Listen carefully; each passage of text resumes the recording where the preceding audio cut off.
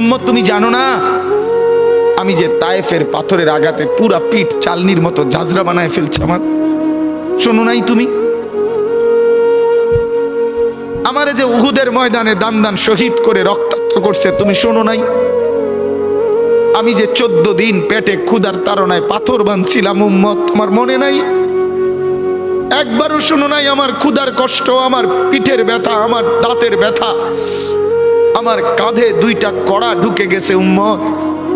আমার ঘরে 3 মাস আল্লাহর নবীর স্ত্রী আয়েশা বলছে, আল্লাহর কসম উম্মত, নবীর স্ত্রী বলছে 3 মাস 3টা চাঁদ উঠছে ডুবছে, রাইনা হেলালান সুম্মা হেলালান সুম্মা হেলালান, 3 চাঁদ 3 মাসে নবীর 9 জন বিবির কারো ঘরে আম্মা জান আয়েশা বলে 1 ফোঁটা চুলায় আগুন জ্বলে নাই।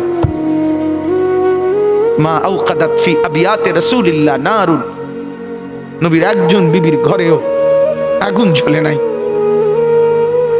আল্লাহ নবীর স্ত্রী আয়েশা একদিন বলছিলেন নবীকে পিঠে হাত বুলাইয়া, ইয়া রাসূলুল্লাহ, স্বামী আপনার পিঠ ছিদ্র ছিদ্র কেন?